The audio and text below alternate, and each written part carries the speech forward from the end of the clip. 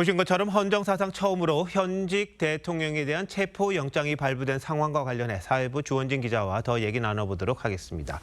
자, 주 기자, 공수처와 경찰 체포영장을 언제 집행할 걸로 보입니까? 네, 공수처와 경찰은 향후 일정을 조율 중인데요. 경호처의 보호를 받고 있는 현직 대통령인 만큼 여러 가지를 감안하고 있습니다. 경호처와 사전에 충분히 논의를 거쳐 물리적 충돌은 막을 거로 보입니다. 체포 과정도 최대한 예우를 갖출 가능성이 높은데요. 과거 검찰이 전직 대통령인 박근혜, 이명박 전 대통령을 구속할 때도 호송 과정에 중앙지검장 관용차를 내준 바 있습니다. 공수처도 국격을 생각해 최대한 마찰 없이 집행한다는 방침입니다. 네, 근데 경호처가 끝까지 막을 가능성도 있잖아요. 이럴 경우엔 어떻게 됩니까? 네, 과거 정치인들이 체포나 구속에 강하게 반발해서 결국 검찰이 불구속 상태로 재판에 넘긴 경우도 있긴 합니다.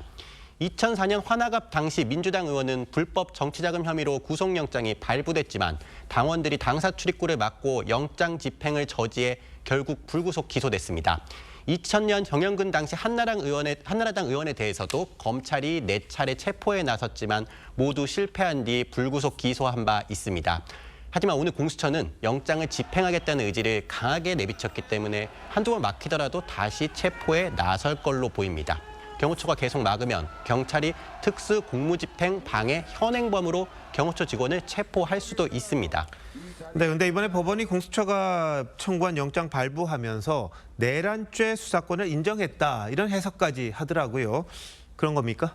네, 공수처는 굉장히 고무된 분위기입니다. 공수처는 법상 내란죄를 사실 수사할 수 없습니다. 다만 관련 범죄를 수사할 수 있다는 법조항에 근거해 윤 대통령 수사권을 주장해왔고 법원의 영장 발부로 이를 인정받았다는 입장입니다.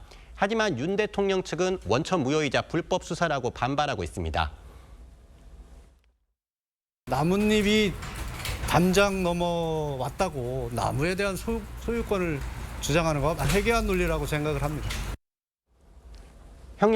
형량이 낮은 직권남용 수사로 시작해 사형까지 선고 가능한 내란 혐의로 타고 가는 건 무리란 겁니다. 네, 근데 주 기자가 지난번에도 한번 지적했죠. 계엄 사태 이후에 여러 번 지적했듯이 내란 수사권이 나중에 재판에 가서 문제가 될 우려가 있다, 이런 것도 있잖아요. 네, 법원 고위 관계자는 향후 공소 유지 과정에 문제가 생길 수도 있다고 전망했습니다.